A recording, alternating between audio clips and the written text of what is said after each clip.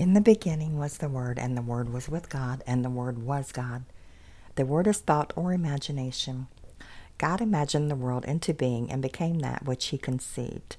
This is the principle on which all creation rests. Since God became man to give man life, man must contain that same creative principle within himself.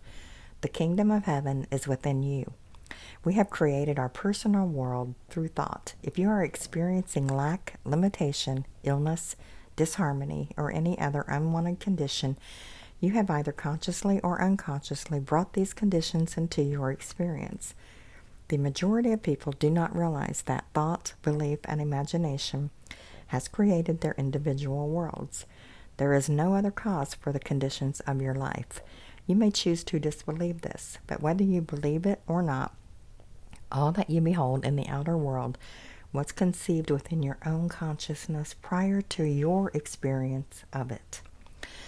That which you think about with feeling, that which you believe to be true, and that which you imagine yourself to be or to have is the cause of everything in your personal world. You may believe that there is some other cause. You may blame others for your problems. You may believe that events were wrought by fate or chance. But if you are objective and observe your own beliefs and thought patterns, you will see that your world accurately reflects all that you believe to be true of yourself and others. There is no one and nothing to change but the ideas from which you think. We think from ideas that we consent to as true, and we imagine situations that match our beliefs. Consciousness is the only reality. It is the creative principle that brings into your experience the exact duplicate or reflection of that which you imagine to be true. The world in which we live mirrors all that we believe and imagine to be true, be it good, bad, or indifferent.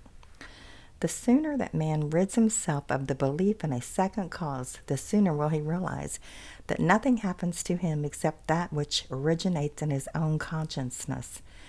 I do not deny that man believes if he contacts a certain germ or virus that he will manifest a particular illness or disease. If he contemplates the cause, he may conclude that it is because he came in contact with someone else who had the bug. He doesn't realize that in some way his own feelings about health or illness attracted the illness he is experiencing. If viruses or germs were truly the cause of disease, everyone who came in contact with a particular virus would be affected. The outer world would merely reflect that which a man is in his own consciousness. It doesn't matter what you have been taught. You can change your beliefs and so change the circumstances of your life. The Bible states that when you pray, believe that you have received and you shall have it. Most of us have read that statement or heard it at some time. Few people have actually prayed in that manner. Have you ever been ill and prayed for health? If you needed money, did you believe when you prayed that you already had the sum you asked for? Most people pray to God to change something in their lives or to give them something they do not have. If their prayers were not answered, they think that God had a reason for withholding that particular thing. They think that perhaps God didn't grant their request because he didn't want them to attain their desire for some reason known only to God. Man sometimes thinks that God doesn't answer prayers because man is undeserving of that which he seeks. Man must learn to believe in that which he does not at the moment see in order to grant himself that which he desires to have. Man's prayers are always answered, for he always receives that which he believes. The law that governs prayer is impersonal. Belief is the condition necessary to realize the desire.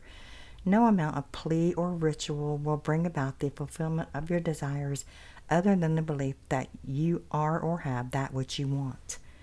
Faith is the substance of things hoped for, the evidence of things not seen. The full meaning of that statement must be understood. If the meaning were understood, man would have no problem in accomplishing his aims. Most men believe that nothing is impossible to God, that God could do anything if he chose to do it. So man believes he has faith in God and prays to God for that which he wants. If his prayer is not granted, he thinks that he either did not pray long enough, hard enough, or that God chose to withhold his request. However, faith is the actual substance of that which is hoped for. It is the evidence of the thing you want which you do not see in the outer world. That which you want to do or be has already been created. Therefore, it actually does exist. It is possible to bring into the world anything in creation by your belief that you already have it. Faith that what you want is already a fact is the means by which you activate the invisible state. The state then is later reflected in your outer world. Creation is finished. God can do nothing that is not already existent. Faith or belief that you already are or have that which you desire is the only means by which to experience your desires. No limitation is imposed on that which you can have except your failure to assume possession of the quality of the thing desired.